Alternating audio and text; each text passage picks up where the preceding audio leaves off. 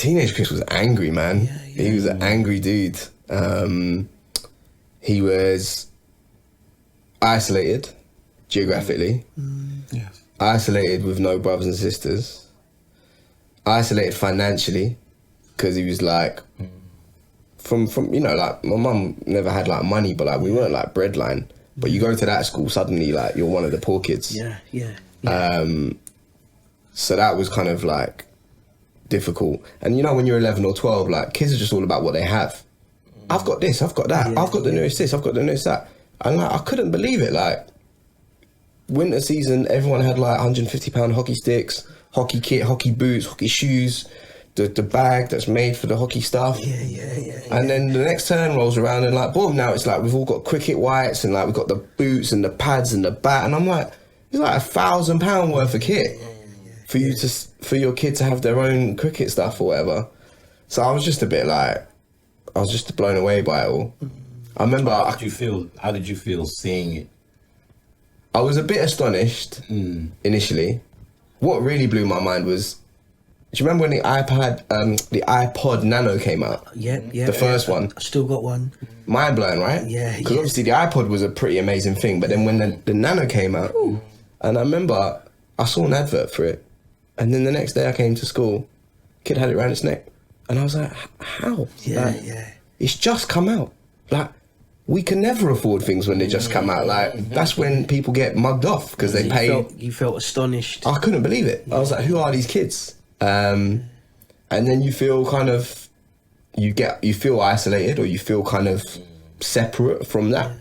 But I guess to answer the crux of your question very quickly, relatively quickly, I think definitely by the time I was about 14, 15, I stopped trying to fit in with these kids or be liked by these kids, and I started to define myself against these kids.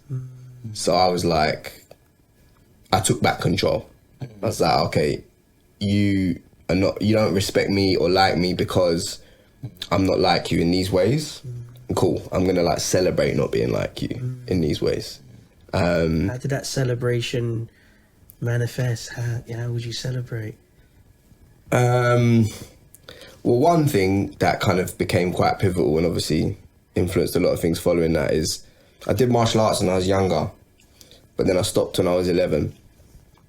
And then at 15, I started it again. But I picked like, I did like Chinese martial arts before, like similar to Wushu, which is like, it's quite spiritual. Unless you get really good at it, you're probably not going to be able to use it very well. And then I just was like, what's like the baddest thing I can think of? And it was like kickboxing, because I'd watch Kickboxer with Jean-Claude Van Damme. I was like, I want to do that. Is that Bloodsport? Bloodsport. Yeah. Exactly. Yeah, Bloodsport, Kickboxer, 2 films that I shouldn't have. Again, at Auntie Avis's house, my mum would never have let me go near that. But the boys there were like, do you want to watch this? I was like, yeah. It was like an 18. I was like, oh, it's an 18. You got to bring in. You know what I mean? I was 10 and I got to watch an 18. So, but yeah, I started kickboxing when I was 15, and it quite quickly became like competitive kickboxing with like sparring and contact. And then it was all like calisthenics. And then again, I was training with like, I think I was like one of the only white guys there. And all the coaches were like big, tough, muscular, powerful West Indian men. I just grew up thinking like white masculinity is kind of puny, man. Like, where's the wicked badass white dudes? Like, I don't see them. Do you know what I mean? Full tranche of like the middle class artists. Then I've got like the moneyed school kids. Then I've got the hard ass kickboxers. Then I've got the kids who are on my bus when I'm going to and from school. And then there's like a few other smatterings of social groups, right? So all in all, there's a kind of a variety there.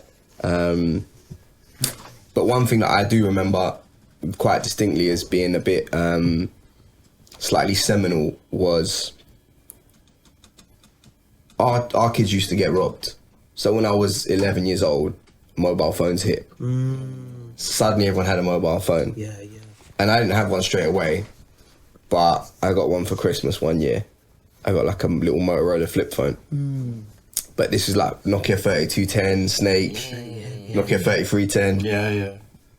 And basically, everyone suddenly overnight became a target for not just their lunch money, but they had something they probably had something in their pocket that was worth 100, 150 quid. So we were walking around with our, Dulwich College uniforms, which just look like big dollar signs. Yeah. Because most of those kids were going to have phones, and they were going to have like the nice phone that their mummy and daddy had bought them.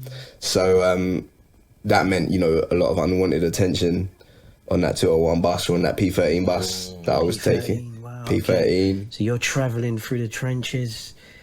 Well, it was the 201 that used to go through the estates off Tulse Hill. Yeah. And I got some, another time, there's some funny stories about that, but essentially, when everyone got mobile phones, everyone became a target, and some of our kids were getting robbed, and actually one of our prefects got stabbed by kids from another school that we talked about just before. I remember I walked into the assembly, and the kind of headmaster was like, I've got some very grave news to share. One of our boys has been stabbed, stabbed at West Dulwich train station, he's in the hospital, blah, blah, blah. And we just want to say, boys, that, if somebody comes to you and asks for your phone, just give it to them. Just give it to them. It's not worth your life, just whatever they ask, just give it to them. And I remember at that time, and I thought, thinking about it now, you can't really fault the school for saying that, whatever. Like, if they'd have said something different, they probably would have got a lot of flack for it. Right. But in my head, I was like, you're teaching us two things here. Firstly, that we are lambs to the slaughter. And secondly, that don't worry, money can fix it. Don't worry about your things that are yours that, somebody may have worked hard to pay for. If poorer people ask for it, just give it to them, because you can just get another one. It's probably insured anyway.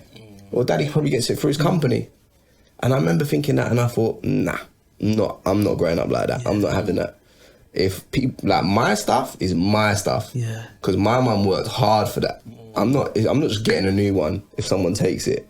If you want to take my stuff, you're going to have to take it from me. I'm not going to give it to you. And I remember thinking in that assembly, I was like, these kids aren't like me. This place, I don't believe in this. Yeah. These values, I don't believe in them. Almost like I don't feel like I belong here.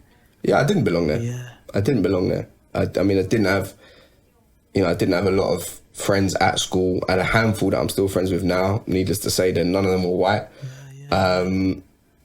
But generally speaking, you ask how does little teenage Chris celebrating his difference look like? I was hostile. I was actively hostile. I didn't wait for people to take the piss out of me. I was gone.